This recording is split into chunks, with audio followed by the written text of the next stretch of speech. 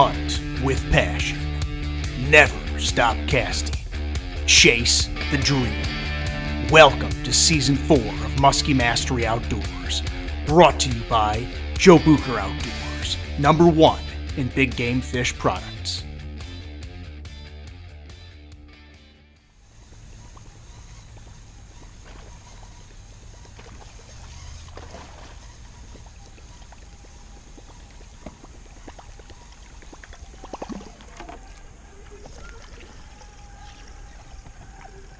Hey guys, what's going on, and welcome back to another Musky Quick Tips video here.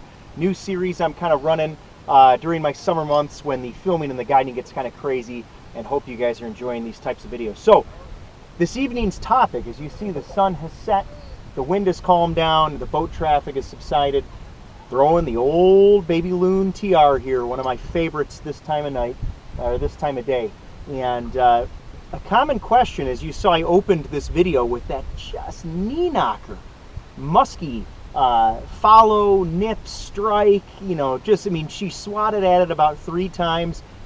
How do you keep yourself from blowing a TopRaider or any other topwater lure out of the water when muskies do that? So I want to just share with you a couple quick tips tonight on my mentality, my thought process when muskies are acting like that. They're following, they're nipping, they're popping at it, because you can catch those fish in that very moment if you can keep your nerves tight and you know, keep yourself calmed, or at least come back and catch those fish. That particular fish that I rolled the footage on to start this quick tip show, I caught that fish the next day, and if I had hooked her, that might have been it. So let's talk about that tonight, okay?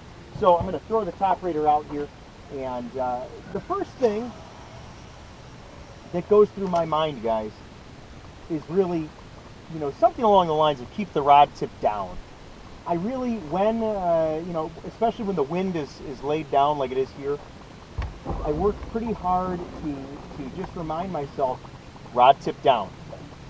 To me, that gives me a little bit of an insurance policy if I, you know, even jerk up like that, or if I you know, just get excited. If my rod tip is down from the start, again, that gives me you know, a foot or two of insurance that I'm not gonna, you know, if I for example, if I start up high and then I do this, I think I have a tendency to pull that lure out of the water.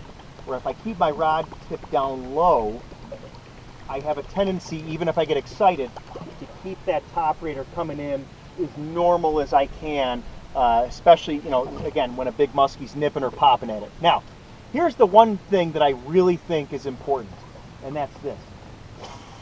Let's say I see a muskie following, okay? Maybe it'll even happen on this cast. All right? Let's say the muskie's following. Again, my rod tip is kind of in a downward position.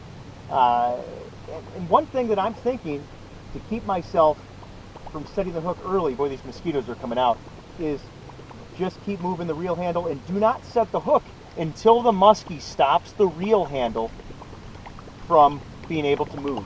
So let's say that once more, because that's kind of an interesting concept perhaps for some folks. Is what do you mean by that, Chaz? I'm going to put my mosquito hood up so I can finish our video here without getting destroyed. There we go. So what I mean by that, guys, is I want the muskie to actually stop the lure in its tracks, and that will then signal to me, as I feel that through the rod, through the beast braid, through the reel handle, okay, it's time to set the hook. So again, my mentality here is I'm not going to move as much as I physically can. I'm not going to move my rod until the muskie actually stops the retrieve, until the muskie stops the handle from moving, until I physically cannot crank the handle. And you will know when that happens, obviously. Then it's time to set the hook. But until then, just keep her coming.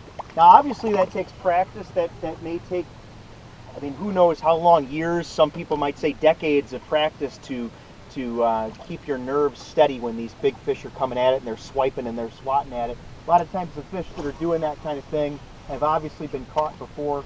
It's not their first rodeo. And got some weeds on this one. But that is really, that's the 1-2 punch, guys, for what I try to do when it comes to keeping myself in the game when muskies are coming at it. I guess a couple other things that I'll mention is, speed. A lot of folks will ask, well, what do? Do you speed it up? Do you slow it down? When a muskie's following this thing in, I may cat and mouse just a hair. And by cat and mouse, I mean I might speed it up just a hair. One thing that I don't do is slow it down. I do not slow the TopRaider down. If anything, I might speed up the cadence just a touch. If I can see, again, just referring to that muskie from the opening clip, if I can see that that fish is really agitated and worked up, I might speed it up a hair. But most of the time, I keep that TopRaider coming at the exact same speed. I might pop it a little bit. But again, the big thing is just mentally, I'm not moving my rod. Probably threw into that same patch of grass right there. It looks like I'm clean. I'm not moving my rod on a muskie. Let's say, okay, big follow coming, big follow coming. I'm just going to keep coming here. I might pop it a little bit, might pop it. I'm in a ready position. And again, the rod doesn't go up to for the hook set until the reel handle stops progress. So there it is. Trying to think if there's anything else I might want to add in here as far as, I guess the old saying, wait until you feel the weight is true. Wait to set the hook until you feel the weight of the fish. And another thing that kind of can be said on TopRaiders, or any topwater for that matter, is, it's okay to, honestly, I tell clients this all the time, it's okay to be late on the hook set when it comes to topwater. When, like for example, the opposite would be bucktail fishing. When you feel something, bang, set the hook. Topwater, when you feel something, maybe wait. Maybe wait till you feel the weight. Because a lot of times when you feel something in the topwater game, it's usually the muskie popping it or nipping it or this and that. So I really try to keep myself, again, I'm going to repeat this one last time. The mentality is, don't set the hook until you cannot turn the handle. Because if you can't turn the handle, that usually, now this is not like 100%, but that usually means Mr. or Mrs. Muskie has got this in its mouth, okay? So there you have it, guys. I'm going to continue on here and throw a couple more before it gets dark. And we got the new moon phase coming up here in the next 3 to 5 days. So we're going to hit it pretty hard. Now that we're in the new recon, I can't wait to really put some time in. Been kind of tied up with a couple things for the last day or so.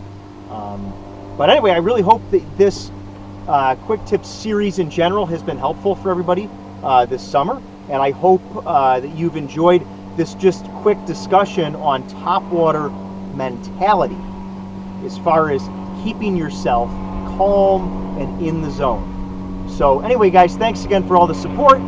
Thank you for all your comments. And as always, thanks for watching. You're watching Season 4 of Musky Mastery Outdoors. Be sure to tune in next week for more exciting and educational musky and multi-species action.